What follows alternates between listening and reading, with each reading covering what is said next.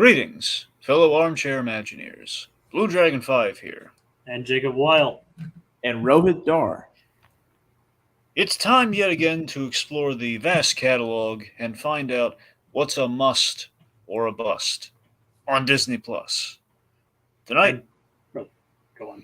And tonight, we're talking Ahsoka, Part 7, Dreams and Madness. Oh, yeah. Whose dreams and what madness?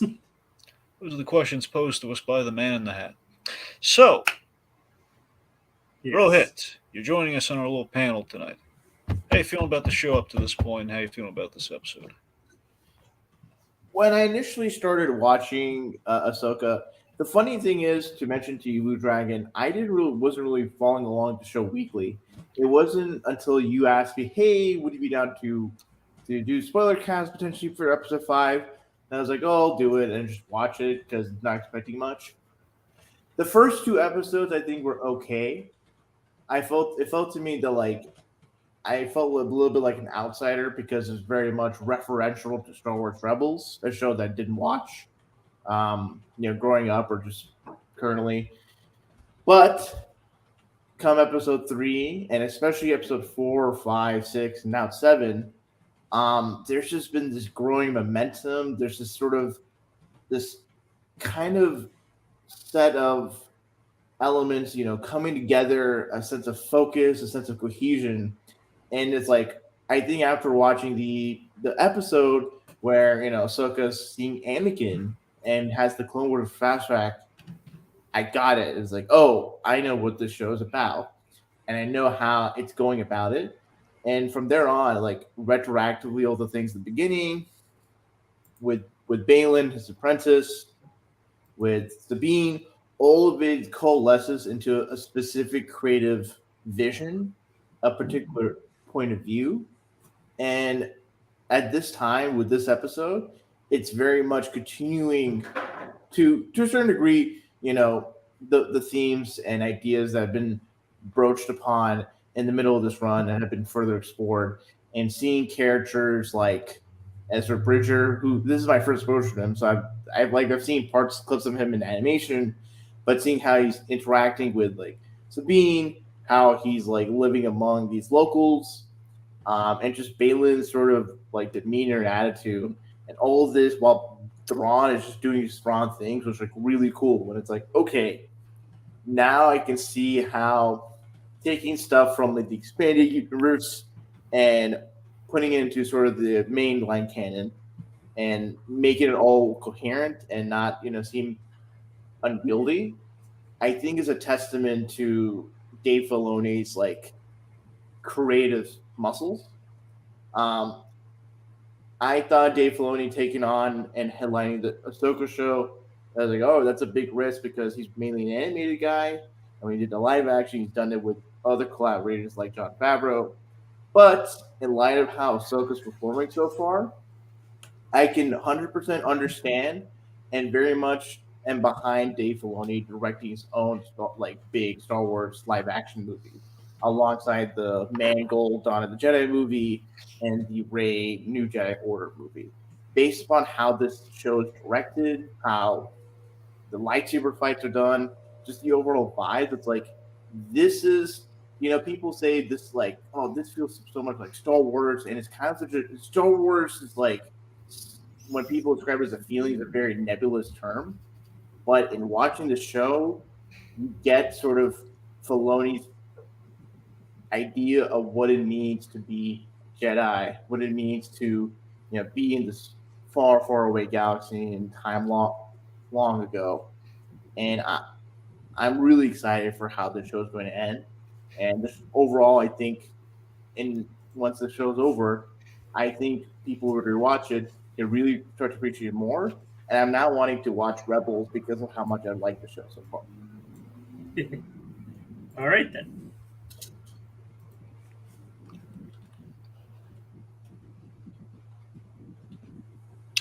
Jacob?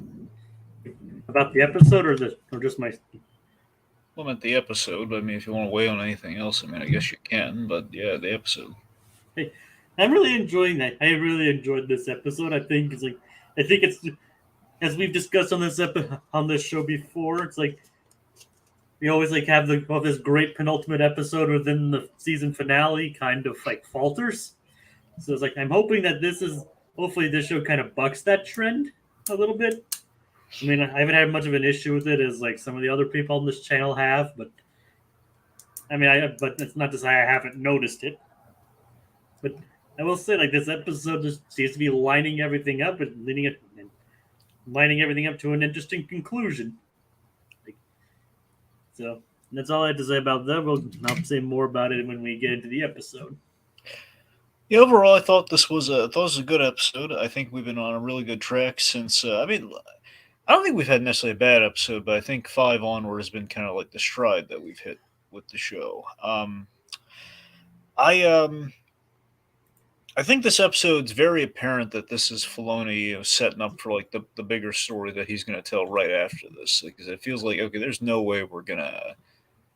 Thrawn's not done after this next episode. It feels like. I mean, they could always subvert something, but it feels like we're it feels like it's going to be like how we get from point A to point B in the finale, but then that's going to lead us right into like the grander story. It's going to it's the tide that raises all ships. It's going to be the big crossover piece. It's going to be the big like okay, Mando's going to get up from his rocking chair, and then we're gonna we're gonna have everyone come back to the fold to go up against Thrawn. It feels like, and hopefully, because I have no faith at this point that he's going to show up in this last episode. Hondo's got to show up in that in the big era of the Empire, full Thrawn, whatever you want to call it, the big Mandoverse movie, whatever we're gonna call that. If Hondo doesn't show up there, it was never in the cards from the beginning. He was never going to show up in live action. He never will show up in live action. If he doesn't show up in that movie or this last episode we have coming up. We need Hondo. We do. I mean, yet again, it's like Hondo watch. Jacob, was he in the episode? No. Okay, Hondo watch. How about we have like something that we've done for other stuff on this channel? It's like a message to Dave Filoni. No, we'll just always kind of run wild with the Dave Filoni stuff. We don't need to turn to like a little crawl or anything. Okay.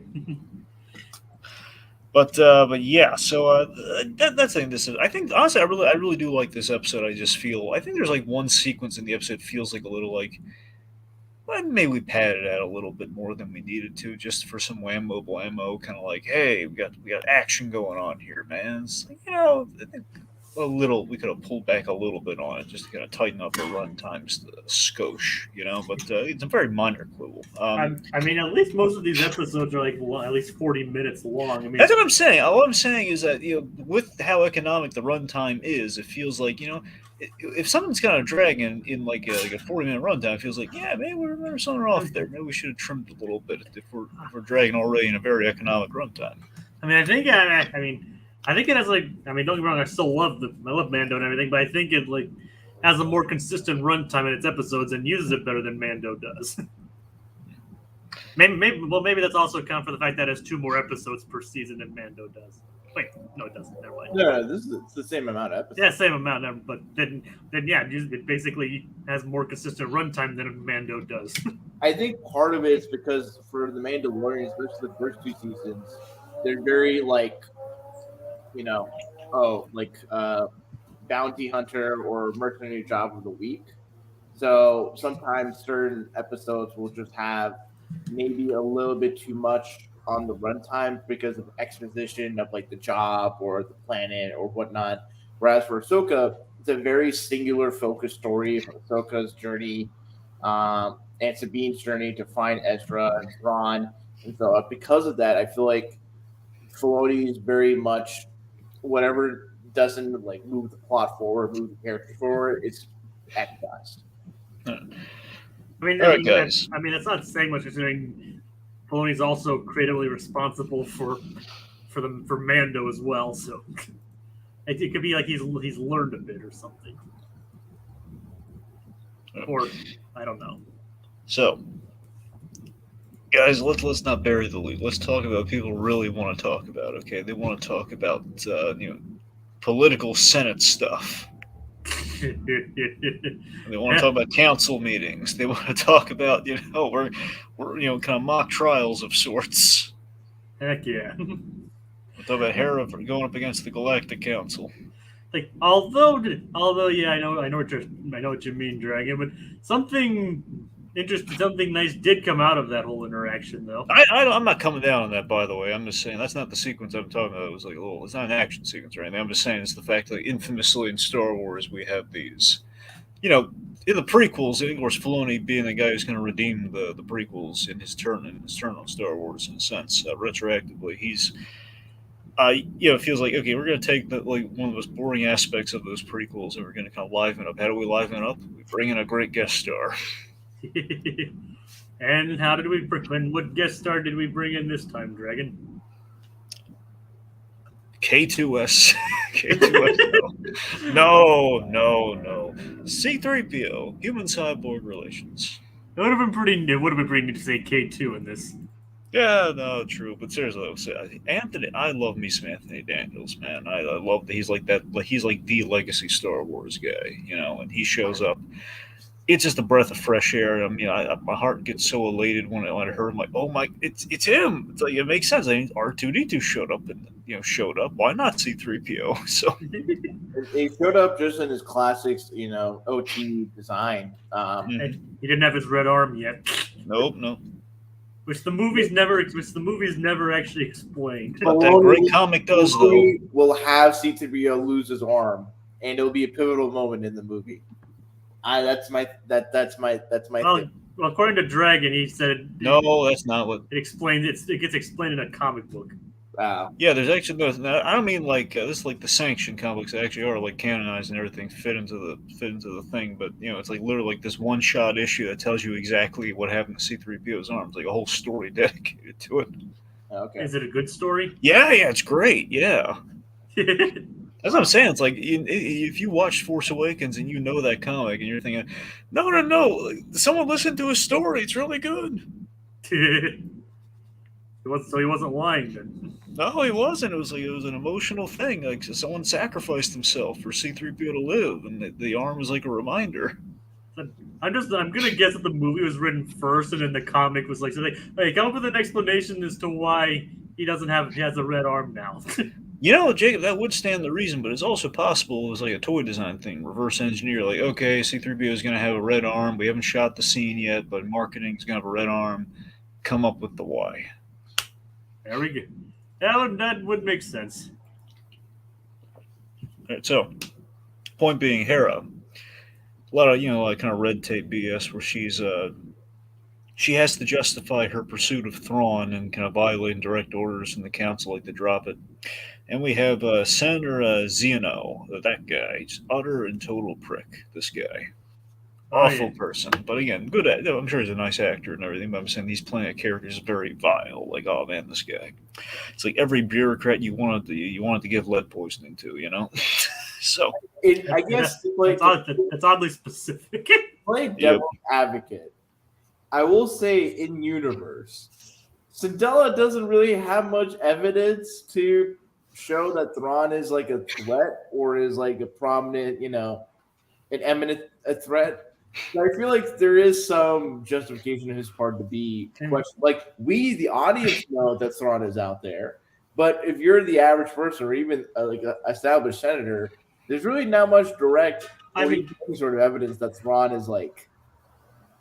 But still, it's like the off chance that, okay, let's say he is out there, and I mean, it's not like we're even if we're not in a war per se right now, what's the harm in putting a few resources and maybe making sure he's not going to come back? Well, I think that's sort of the point that because I think especially for both Mando season 3 and I think especially for Ahsoka, like the New Republic is kind of like it's barely holding on. And the fact that it has to use a lot of like imperial assets and imperial like bureaucrats and officers to keep the machine running, I think there is some justification and basically like you're not in a war, but like with the amount of resources that you have, just trying to manage just an entire galaxy or star system, there is some level of It's like one ship though. It's just like, hey, let me just go and look here. You know, what's she really taking away? If she was like mainly a general, now she's just kind of a general more and like I'm overseeing things. Well, that is what peacetime is. That's for the military people. Like you're kind of just overseeing, Yeah. and all that stuff.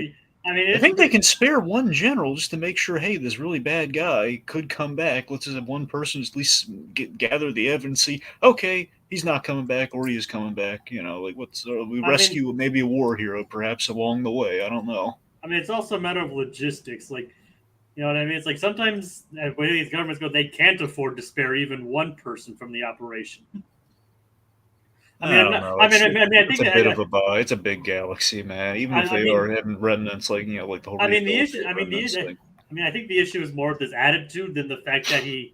I think that's the bigger issue is his overall like attitude and smugness, rather than the fact that he's not going to help Ahsoka. Even if they call, I want to be clear, I'm not faulting the episode because they do kind of address all this. I'm just saying that just in terms of my distaste for this guy and his position, is like, literally we call out what happened at the end of Mando season 3 with Moff Gideon. It's like, look at what one guy was capable of, and we're talking like the guy who kind of essentially almost started all this business back then, with Rebels. This guy was very much he was threatening our big chance to stop everything.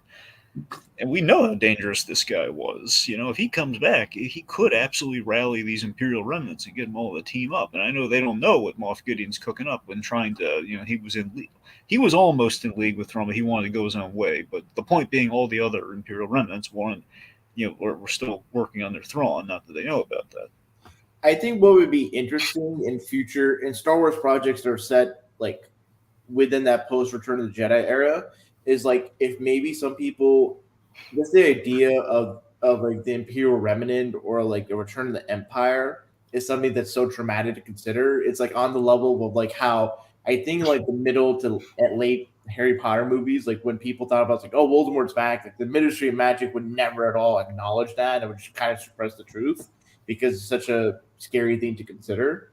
It would be interesting if for some people, it's not that they don't believe that the Empire is coming back, but that they don't want to believe because considering how like scary and totalitarian the Empire was, like now the war is over, you kind of just want to suppress those bad memories, and that could be part of how the Empire comes back because people are so traumatized and willing to suppress that any signs of the bad guys coming back. I mean, yeah, that does make sense. All right, let's see. So with this guy, he is circumventing. So C-3PO comes in and he's speaking for, I guess now Defense Council member. What would we call like the leader of the Defense Council? I mean, she's like just Senator Organa, right? Or you were just like head of the Defense Council, president of the Defense Council. But it's just like apparently Leia's the head of the Defense Council. I keep forgetting her new title now. I keep wanting to say Princess Leia, but obviously she's not Princess. I guess Senator Organa still. And this is before she splits off from the New Republic and becomes General Organa with like the Resistance. So it makes sense for her to just kind of be in this like bureaucratic role, especially for the Defense Council, considering her wartime experience. No, sure. Yeah, so the point being, Leia, C3 was speaking on behalf of Leia, basically giving permission, more like delayed permission, like she approved it after it already happened. So it kind of like it's a cover story that Mon Mothma was smart enough to see through, which I like. Mm-hmm. And yeah, basically it sounds like this guy very much he made a vote without Leia being involved, Princess Leia without Leia being involved. She'll always still be Princess Leia though. I know deep down, yeah, but still, it's the fact that this guy circumvented like her vote too, like kind of like poo, like the impossible chance, like hey, maybe we should like send like a few people out to see if Thrawn's still around and maybe save our guy while we're at it, She out bureaucrat the bureaucrat. Yeah, which is great, and doing it via C-3PO, who is the ultimate bureaucrat. It was just so nice seeing C-3PO again. Also, it was nice, C-3PO gets a little insulted, and Chopper gets really, it's like the words of a mere droid.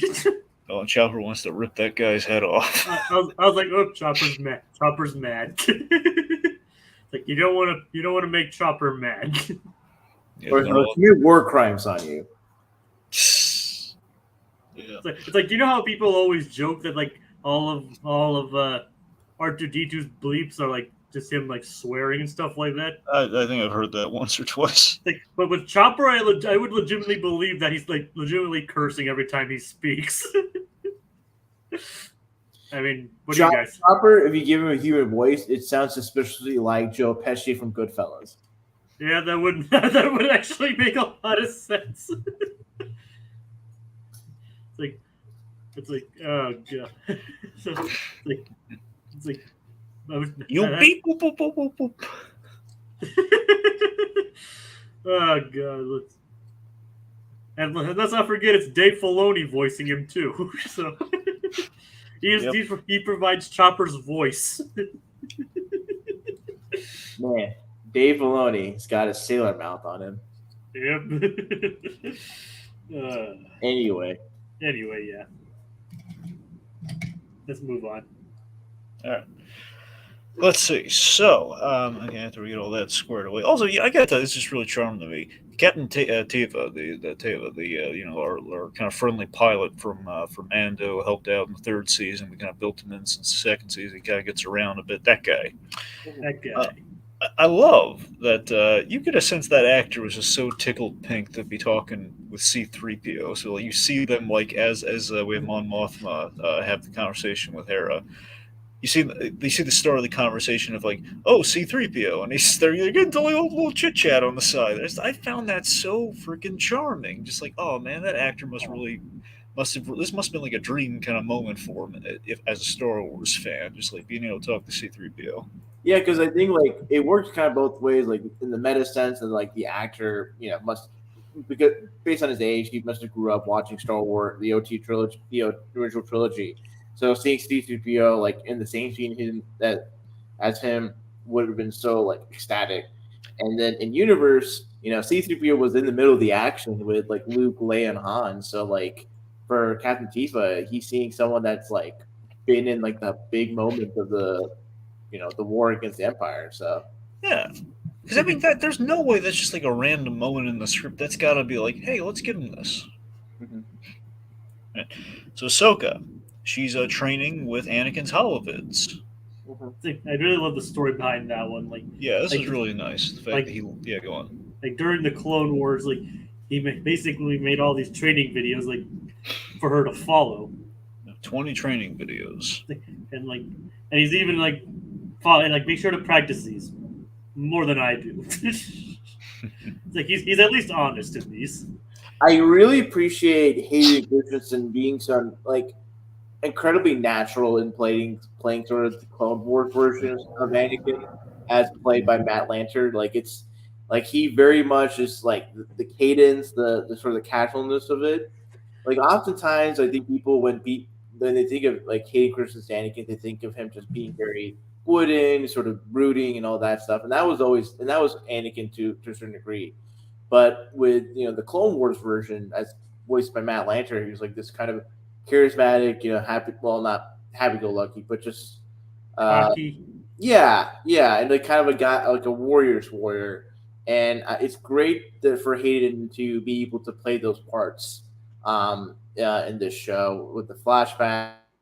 I feel like he doesn't it doesn't feel off. It feels continuous with his playing of the character. So that I think was one thing I appreciated the show is that Hayden Christensen is given chances to really flex his acting muscles, and I think we get a better representation of both who Anakin was to Ahsoka and to who he is to the audience. Just on Christensen's performance. So that's what kind of nice. And when she said like this is his last one, I mean, you could hear the pain in her voice. and how she still respect him and said like he was a good master. It's like, oh, and nobody else thinks so. No, that was That was very nice. I really do love the whole thing of like she had these 20 hollow videos of Anakin, and I think overall it really complements Episode 5 in that it's this bittersweet moment of like that great bittersweet moment of like if something happens, you're gonna be on your own. I'm gonna just trust your instincts. Okay, basically him preparing her to be ready for him, because this episode does have kind of a thing going on here. We have like the master apprentice relationship, one in kind of like a past example, and then we have the other example with Balin and Hadi. Yeah, things might not go so smoothly for Balin and Hadi, But still, I like that it's a similar moment that is kind of in parallel with each other here. It's kind of the moment where like the the master preparing the apprentice for when the apprentice is going to go off on their own or advance, or if something happens to the master, which is very common with well, Jedi's. What well, you know what Lucas says, like it's like poetry, it rhymes. Yes, but still, I do love the. what's pretty,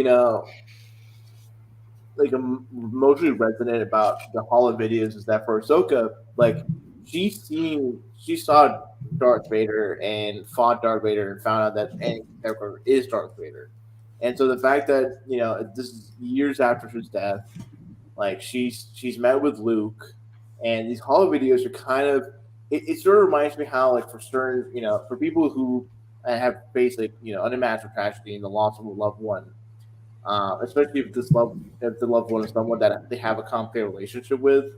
I think the fact that they have sort of like a memory or like preserve the things that they appreciated and value through like home video footage and stuff like that. I think it's kind of interesting to see that sort of parallel the echoed with like Ahsoka's like Hollow videos. It's it's like she's remembering Anakin for how he made her feel, and he made her feel like she was valued as like this apprentice. So that was just something that really was a little heart wrenching, a little touching. Yeah, so I guess what I was getting at too is that with five, it's kind of this nice moment of she's choosing to remember the light in him. That was kind of the big takeaway. Like she didn't just strike him down and like the little possibly hallucinated kind of encounter with him, but it very much feels like she had the opportunity to see the darkness and what it became, but she instead chose to see the light, and that's how she chooses to remember him. I like that the hologram serves as kind of like a practical version of the blue force ghost. Yeah, So yeah, that was I thought we're using Anakin not just like willy nilly, like look at the cameos, look at him, Mhm. there he is, we put him in the outfit. It was nice. As I said, it was nice to see him in the Clone Wars outfit. Oh, of course. Yeah, it's they really are using him to further Ahsoka's emotional arc, and with both the flashbacks and just with this hollow hologram scene, you really do get an insight into Ahsoka's sort of inner self. And the thing is like Ahsoka, like when she came on the scene in Mandalorian, she was kind of close to the chest, like she sort of had a sense of mystery about her. But I think this show does a really good job, and in Ahsoka's not really just like doing a lot of exposition or just putting her emotions out there. Filoni's doing a job in which he's letting scenes play. He's letting Rosario Dawson just have a certain look, have a certain stance that conveys so much, and I think that's really a testament to his storytelling capabilities, where less is more. And with a franchise that's so visually expressive and explosive like Star Wars is, I think letting moments play and not having like people to talk or express themselves verbally, it's kind of just it's a very, you know, going back to Lucas's like whole thing about how for certain characters, even when they didn't say anything, just how they look and how they stood said so much. The importance, never underestimate the importance of body language. Yeah, Yeah. Just real quick, I would like to say on a brief comedic note, can you just per our Dave Filoni silliness, Oh no. imagine Dave Filoni when he shoot with Hayden Christensen after he's been suited up and on says like, Hey there, Hayden! You look great. I wonder who picked that outfit out for you. Huh? Huh? It's like, oh, thanks, Dave. A quick question. Yeah? Well, what are you dressed up for? You have a scene? You shooting a scene today? No? Uh, I'm sorry, what? It's like, no, I dress like this every day I'm on the Star Wars set. Oh, even the hat. it's always the hat. I don't take this thing off in the shower, man. Like, I love this hat. Well, that explains your hair, I guess. God, anyway. Okay, silliness aside. So Thrawn. I love that Thrawn is impressed with Ahsoka's file and the big like Anakin moment where like he like one of the from what I understand from like the novels and stuff, like Thrawn was like one of the first people to find out Darth Vader was Anakin Skywalker. He was smart enough to put the pieces together. So him finding that out is just a great moment of like, he's like our master is General Anakin Skywalker. he's getting a little worried. And that's saying something. Like, okay. It's like, know thy enemy, right? Of course. So let's see. So I love his strategy throughout this whole episode, which is a really smart one. Just like, we're just gonna keep him busy. Just everyone like keep everyone against each other. It's gonna bide us time because what happens with every Star Wars things, they always they always foil the plan because they're all unified up against the same threat. Like, no, we're gonna keep them busy, gonna keep them distracted, gonna seemingly give them everything they want. So long anything like Thrawn's like, let them do anything they want so long as we get off this freaking planet. As long as it's stuck here for years, I don't want to be stuck here any longer. Let's load everything up and go. As long as it's not with me. Yep. That's all he wants. So it's quite the strategy. Essentially, run the clock out. It's like, even at the episode, he does. That's pretty much what he says at the end of the episode. Yeah. Like Ahsoka has lost the one thing she can't afford to lose: time. But there was time. There was time now.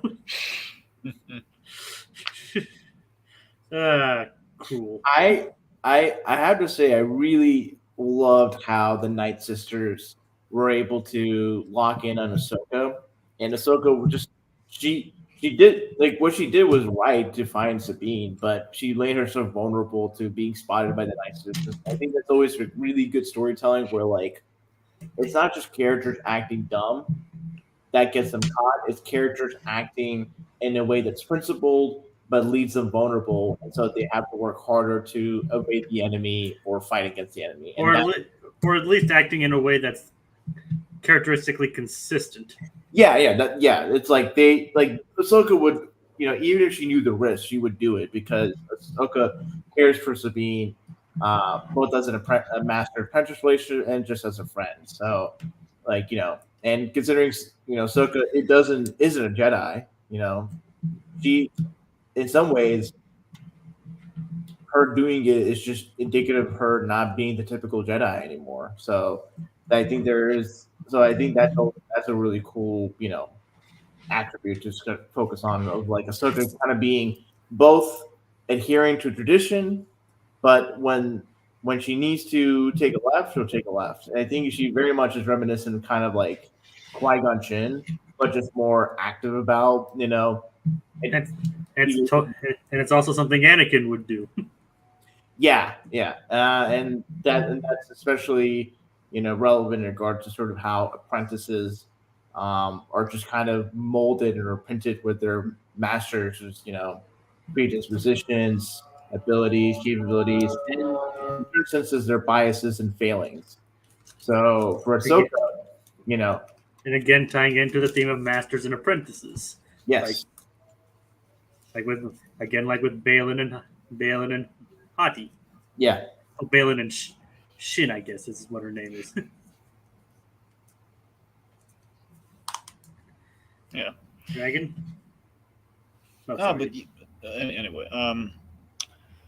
No, yeah, for sure. I like that she kind of inherited Anakin's good piloting skills too. If you look through that whole sequence. Yeah, I mean, was she already a good pilot in the? I forget if she was a good pilot during the Clone Wars. I mean, I don't remember if she was like an exceptional pilot or anything, but I think the idea, if she was that she kind of Anakin was an ace pilot. I think to realize Anakin would have been better off if he would just become a pilot. I mean, in hindsight. Now that's pod racing. Yes, I mean, I'm not saying he should have been better off as a slave to Watto or anything, but I'm just saying if he could have become a pilot, that would have been solved. We're not pro slavery here, man. Like that would have solved a lot of problems. Man, I've been on this channel for such a while. Hearing that statement was such a wild statement to hear, but man, moving. Like, you know what I mean, though. No, I know. Jacob thinks we should just go back and we should George Lucas the kind of George Lucas style. We should edit it to be like, no, Anakin decides to stay with Watto. He says, you know what? I like this lifestyle choice.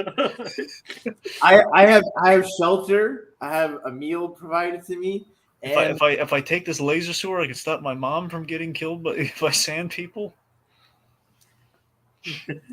Yeah. Oh god. So he's just gonna take the Qui-Gon's gonna feel real guilty because he'll kind of see the kid's future. It's like, here, take this. You'll know what to do. You'll know when the moment's right. Just take it. Just put it away for a while. Good luck. Oh no. Stay away from children, but good luck. Obi-Wan sees this as like, Master, why did you give? Trust me. It'll work out better for everyone. Just don't ask. Says, but Master, you want that haircut eventually? You're gonna do what I say. Let's go. All of these weird scenarios we come up with. Anyway. Okay. All right. So let's see. Like I said, Ezra and Sabine. Yeah. It was nice to see continuing their reunion, and they're on being on the road again and all that. with the noties or natis, whatever they're called. They're battling bandits. Then we have that. I love the gag with the lightsaber. The whole take it back. No, you can have it, but it's yours. You take it back. Do your thing. One thing I do love about the whole bandit scene is it's a scene straight out of a western, one of the things that inspired Star Wars in the first place. So, admittedly, while I do concur, Jacob, I do feel this sequence does go on maybe a bit longer than it should. It's mainly more like riding on the, riding essentially on the prairie of sorts. It just feels like we're kind of, and it's before we get to the part where like, hey, take the lightsaber. It's going on for a bit. Take the lightsaber. It's almost like a hot potato skid around. Yeah. It's like just until we dismount from that chase scene, it feels like, man, it's going on for a bit. We're shooting at each other. I will say one action beat that I really love is something we can do with Sabine we can't do with everyone. Really, is Sabine wearing the Beskar Mando armor. It's like she gets shot occasionally during these action sequences, and I love it. And he eventually does, and Ezra eventually does get a blaster off of one of the off of one of the bandits. Yeah, I really appreciated Ezra kind of being very much like a true and blue Jedi, and it's like, I don't need weapons, I have the Force, and it's like, yeah, like you just like Force pushes like a bunch of people. It's like, okay, but then he eventually does grab a blaster anyway. I'll still be use the Force to get it though. That is true. He didn't want to deprive. Yeah. Worked for Obi-Wan when he killed Grievous. He didn't want to deprive Obi-Wan. I mean, he didn't want to deprive Sabine of her weapons. Although one thing that I do find weird is that get her now, and then he charged after Hati, and it's like, okay, come on, Ezra, you're doing so well, and then you just get one-shotted by Hati. Well, I mean, she has had a master that's been consistent with her longer than I know, but I'm just saying, he was doing so well, being so tactical, and even using the Force as a tool to repel the stormtroopers and everything. Then he just rushes her and gets one shot. All right, we have a comment. Yep, we actually have two comments. Yes. One with Richard's victims are saying bad title for bad people. Okay, And one from Casey. Hello, Casey. Well, over a decade of fights without a lightsaber, he has probably gotten super good with his force abilities. Yeah. I would love if there's a montage like over the years he's just practicing his force abilities on the frog people, and he's doing like multiple frogs are just being juggling in a circle. Who knows? Maybe they found it fun. Honestly, that would be. If I was like a frog person, that would be fun to kind of be floated around by like a force user. I mean, once they get used to it, probably.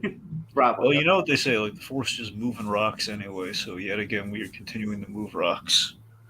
It's rock people in this case. Kind of, I keep calling them like shell people, but rock people. So let's start with one of the best scenes in this episode for me. I love the scene with Balin and Hottie, like the last scene they presumably share together. Presumably, I mean, I don't know. They might meet up again, but I have a feeling they won't.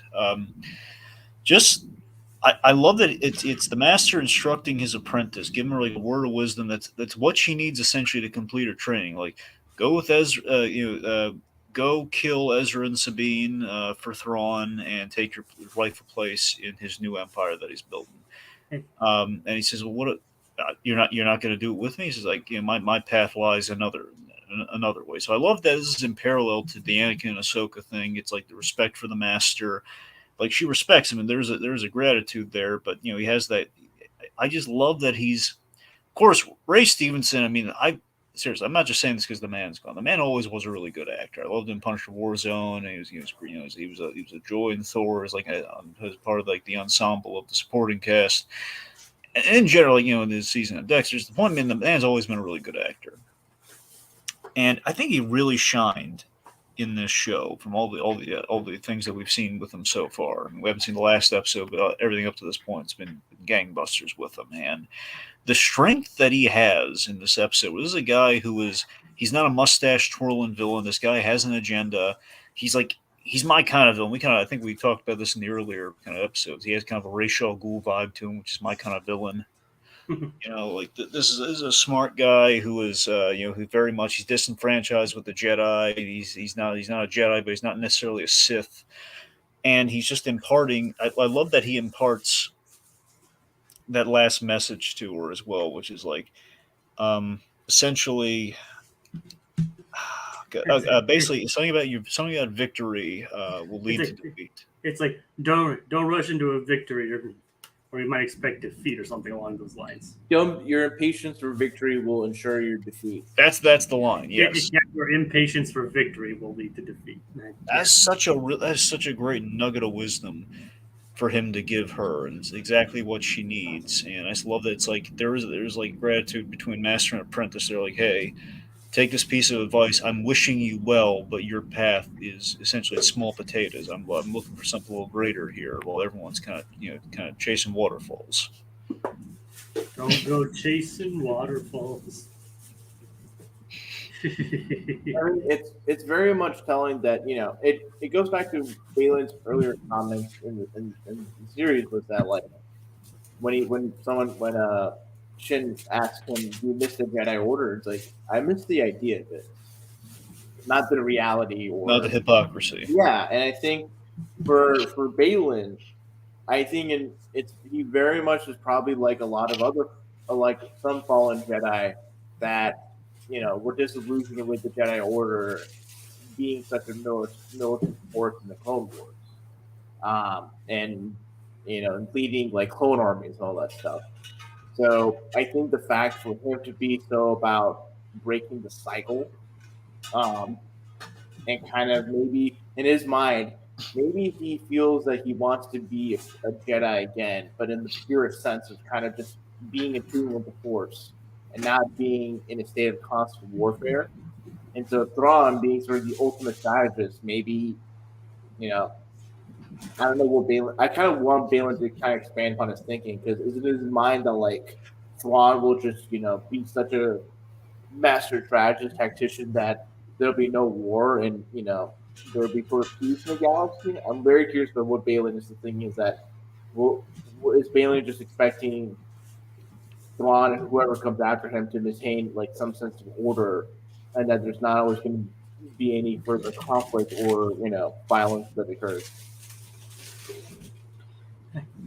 It's hard to say because he hasn't really explained much in his plans, and who knows? I still theorize he's trying to get into like the time tunnel, the time temple with the Jedi. Something about this planet's going to somehow lead him to like that, like kind of that world between worlds kind of time and space thing that we saw Ezra in towards the end of Rebels. So I think, and we kind of teased it with like Ahsoka and her meeting with Anakin. Essentially, she was like hallucinating that being in that room again. So I think we're actually going to go there with him because we also keep foreshadowing time. Like Thrawn talking about time and everything. I think that's. And I think if you look at like the font for Ahsoka, it is kind of reminiscent of like certain shows that have like that are like time travel focused. That's kind of like that kind of lettering.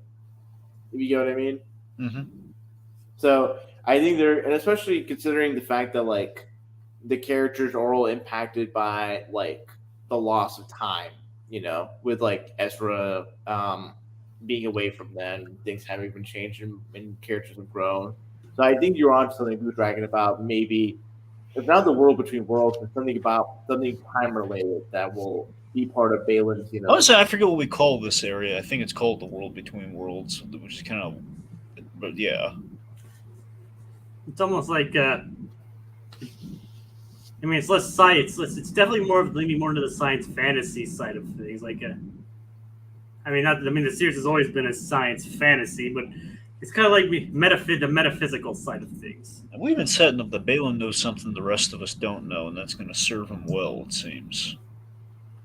I am definitely intrigued to see where this entire line of the story, his entire storyline goes, and I do hope it gets paid off here, due to the fact that we no longer have Ray Stevenson. Something also to mention here too, given it is our image, of course.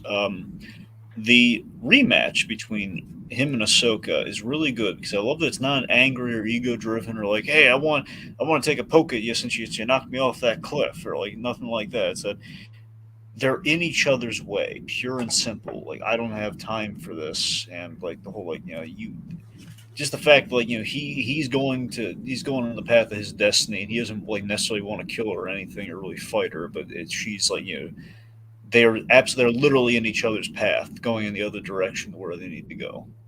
Yeah, it's kind of just like how I think when the Rooster brothers talked about like Thanos' like pursuit of the Infinity Stones and whoever he went up against, he didn't necessarily have any ill will for the most part. He just saw the people that were in his way, just people being in his way, and he had to fight them to get to the gems, to the Infinity Stones.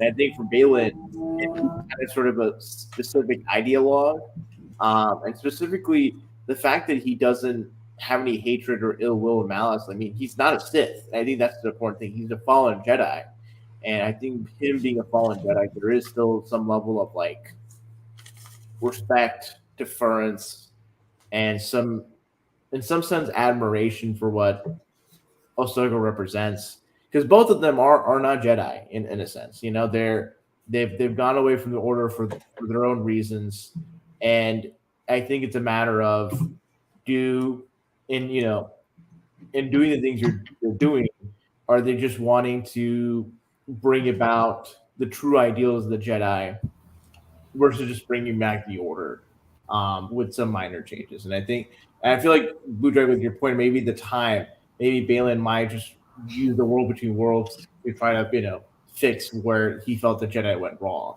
in the prequel trilogy. So. Yeah, that does make sense. Yeah, I would be interested to see it go that way for sure. And of course, you have a feeling it's not going to go necessarily well for him, but who knows? I mean, if he's affecting time, I don't know. That is interesting if that actually is his plan. Yeah, well, of course.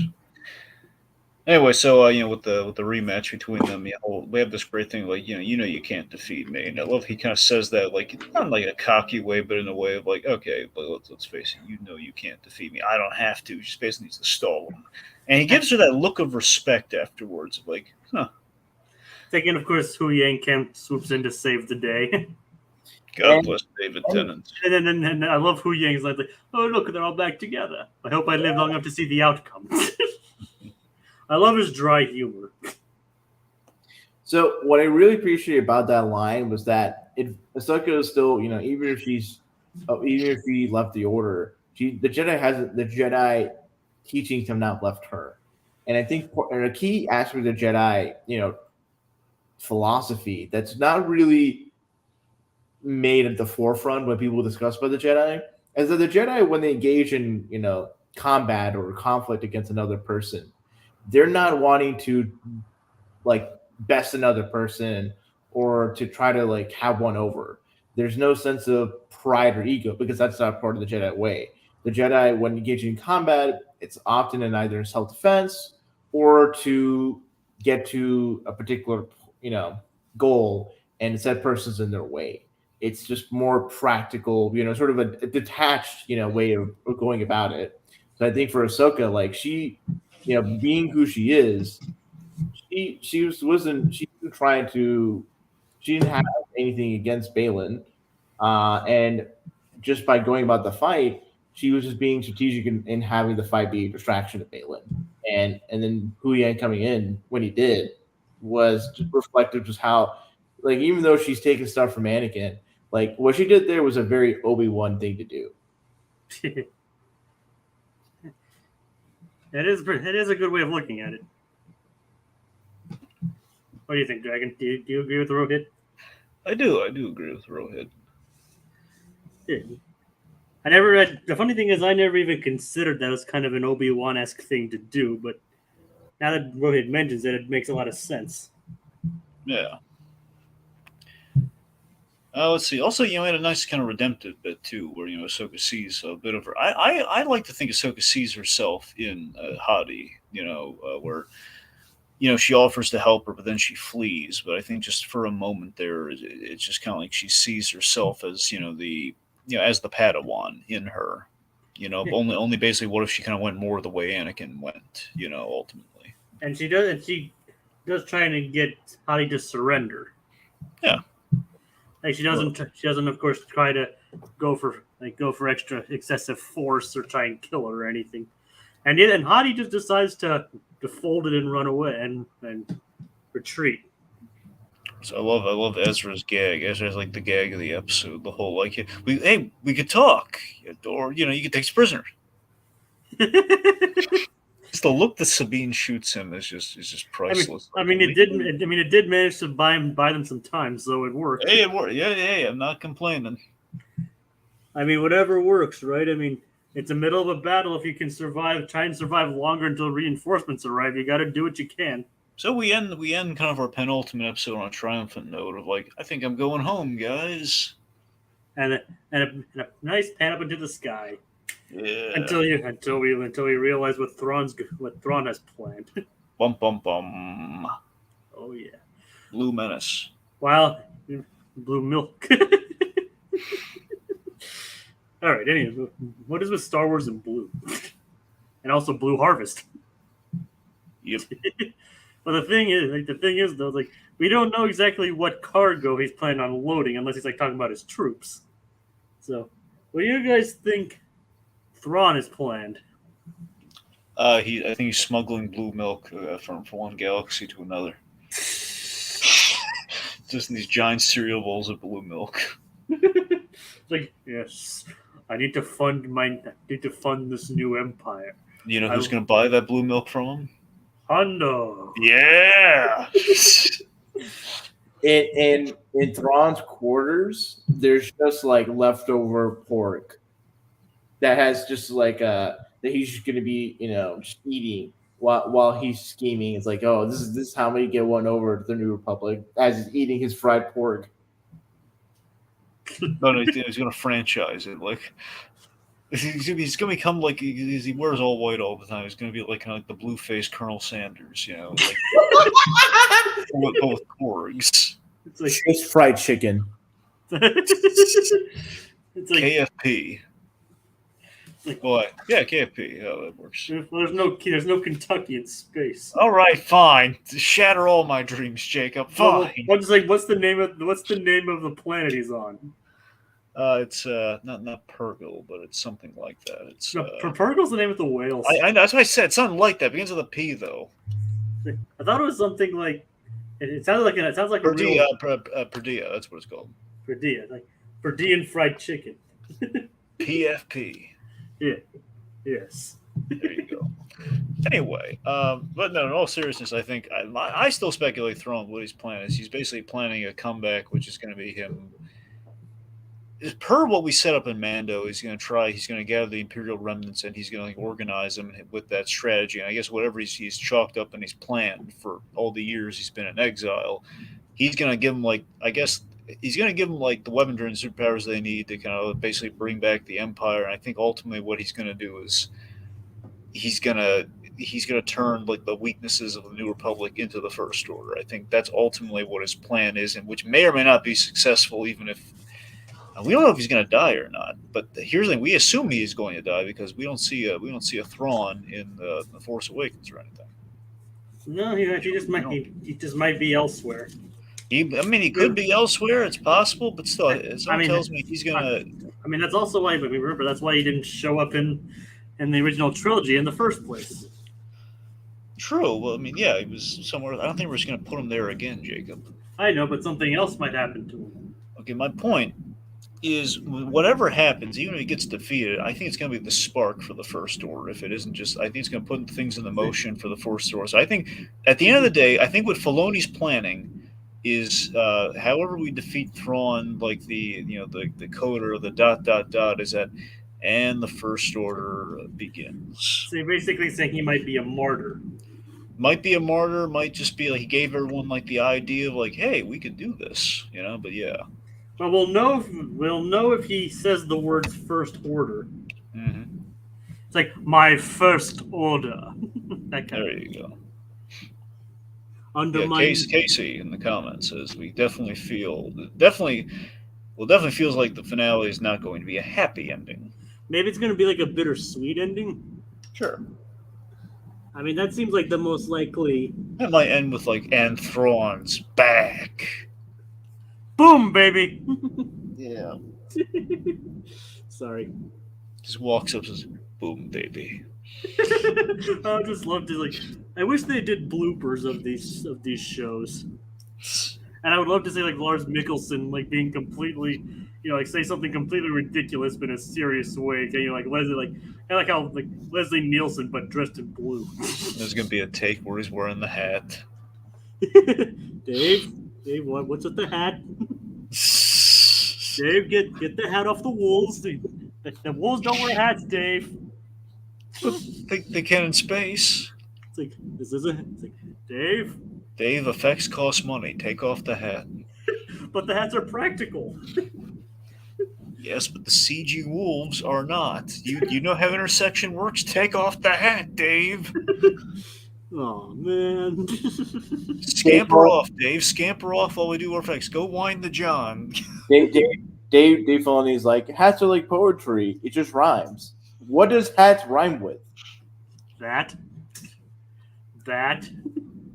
Cat. Sat. Matt.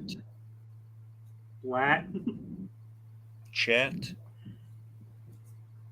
Let's see. Someone said Matt. Rat. Bureaucrat.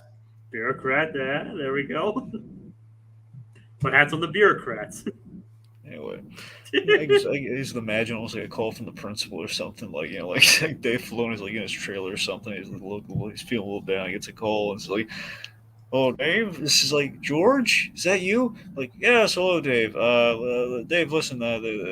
John called me. He brought to my attention you're wearing the outfit again and the hat." And I heard that. Did you put wolves? Is Dave Filoni the trickster in the JLU episode? And George Lucas is Wally West Flash? Yeah, pretty much. Tells him you're wearing the suit again. Oh, so I am. Got me again, George. Ron will probably die in this movie they have planned, says Casey. And Richard's victims out of nowhere says ducks are awful animals. Okay. I don't understand the connection here. Do you understand? Did any of you guys ever mention ducks here recently? No. Mm-mm. Me neither. I don't know. So, He's trying to warn us of something heavy that's about to fall on us. oh no.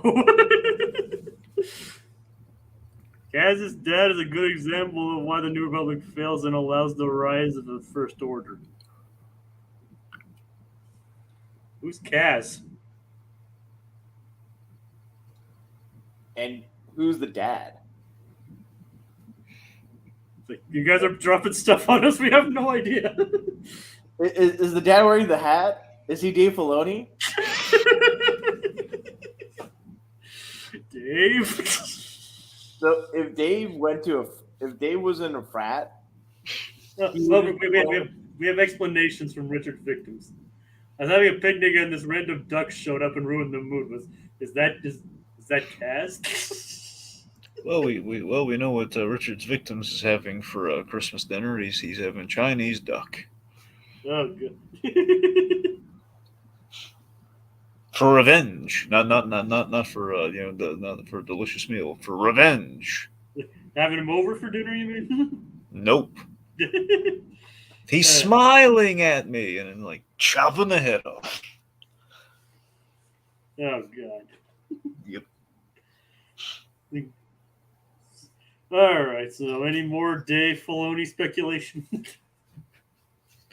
Well, I don't think he's gonna retire the hat. I think he's still gonna keep the hat on. Well, what about the spacesuit? But yeah, of course he's gonna wear a spacesuit. Jacob, what do you think he is? Come on. I don't even like the taste of duck, but I'll eat them despite the ducks. Exactly. We gotta show the animals who's boss. Like, who's at the top of the food chain now? I think if Dave Filoni were to see Richard Victim's comments, Dave Filoni is going to make either a duck Sith or a duck Inquisitor. Well, you just need to have Donald Duck do it.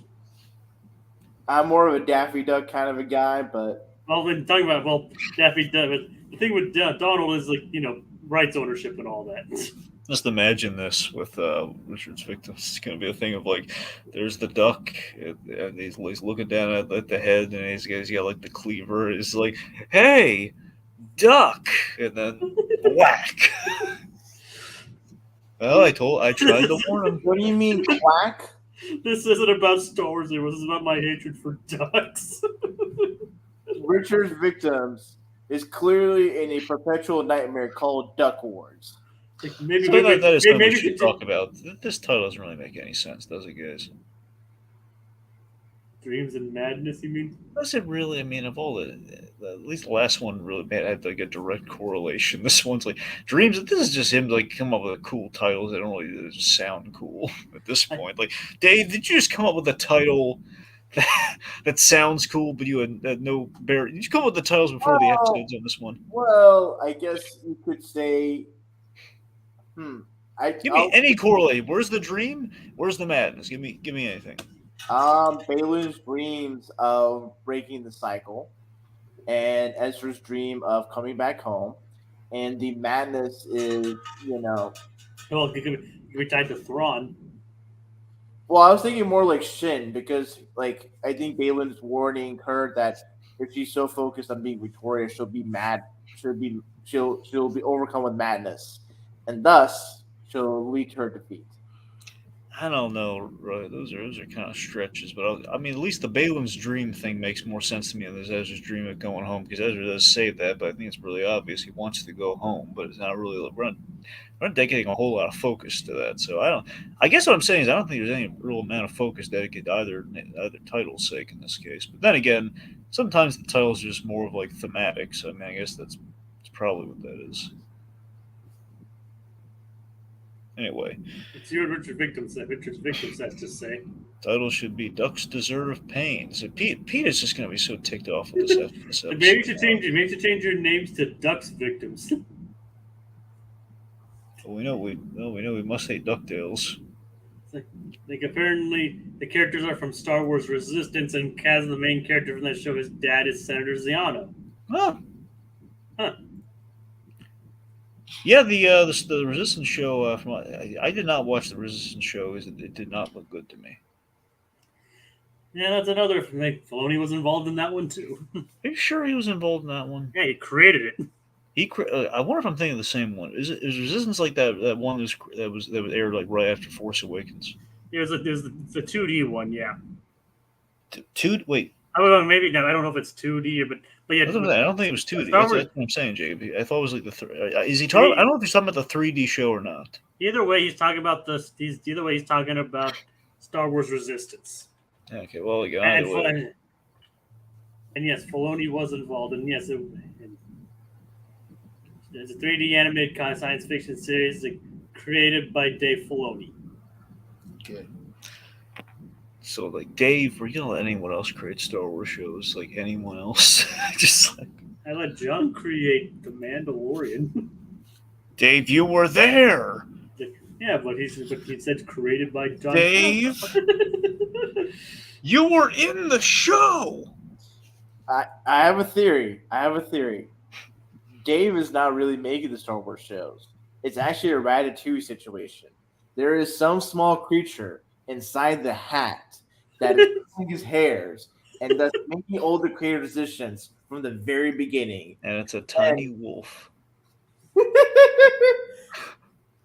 It's a tiny wolf, and like whenever there's a good idea, the tiny wolf just howls loud enough for Dave to hear, but no one else to hear. And then Dave just mimics a yawn every time it howls. Yeah. It's like, Dave, what's that noise? Nothing. Oh, it's just my stomach growling. Dave, you just had lunch. Dave. Dave, take off the hat. No. Why? I'm the executive producer on this show. This is like, Dave, what's under the hat? Nothing. It says Dave. Script's under the hat. Dave, your script's in your hand. What's under the hat?